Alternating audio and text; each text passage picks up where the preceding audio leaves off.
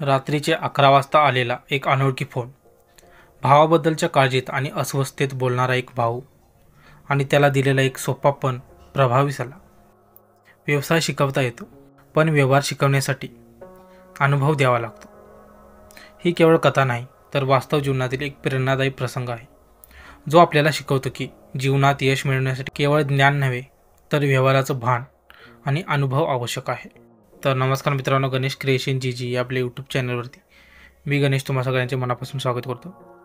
श्री स्वामी समर्थ कृपेने तुमच्या मनातील सगळ्या चांगल्या इच्छा लवकरच पूर्ण होत, अशी श्री स्वामीचरणी प्रार्थना करून आजच्या आपल्या व्हिडिओला सुरुवात करूया. रात्रीचे 11 वाजले होते. अचानक फोन वाजला. स्क्रीनकडे पाहिले तर ओळखीच्या नंबरच्या यादीत नसलेला नवीन नंबर होता. काहीशा विचारात फोन उचलला. दादा, सॉरी हां, एवढ्या रात्री फोन करतोय, पण विषय जरा नाजूकच आहे. समोरचा आवाज थोडा घाईत आणि अस्वस्थ वाटत होता. पुढच्या क्षणी त्याने स्पष्ट केले, माझ्यासाठी एक काम करायचं आहे. सोनाराने कान टोचावे अशी म्हण आहे ना, तसंच तुम्ही माझ्या भावासाठी एक मोठं काम करायचं आहे.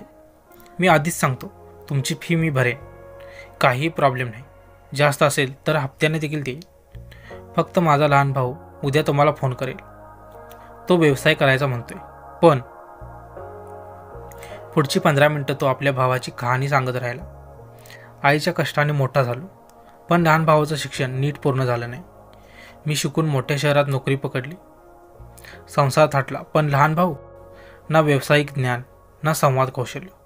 जॉबच्या मुलाखतीमध्ये देखील कायम फेल. त्याला उभं करायच्या नादात मी कर्ज काढून व्यवसाय सुरू करून दिला, पण त्याने नीट काम न केल्याने तोही बंद पडला. आता कर्जाचे हप्ते माझ्या डोक्यावर आहेत, तरीही त्याचा हट्ट हॉटेल सुरू करून देणं. बोलता बोलता तो गहिवरला.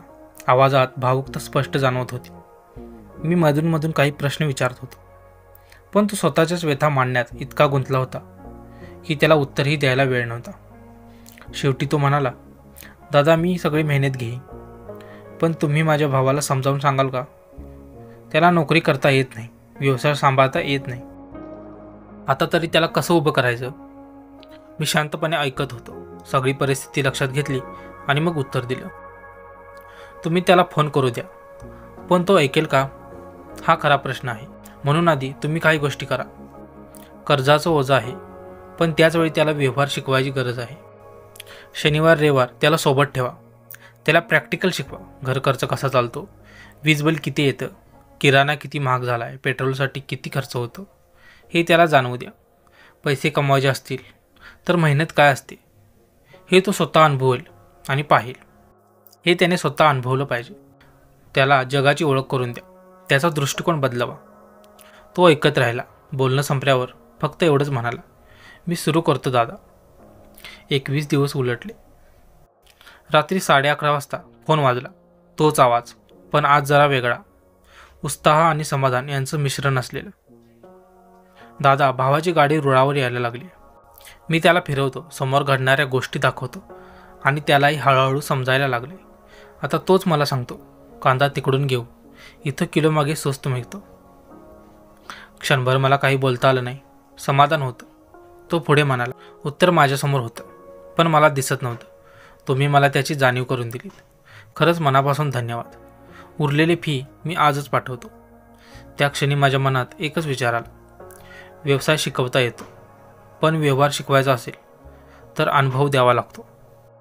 तर मित्रांनो, आजची स्टोरी तुम्हाला कशी वाटली ते कमेंटमध्ये नक्कीच सांगा.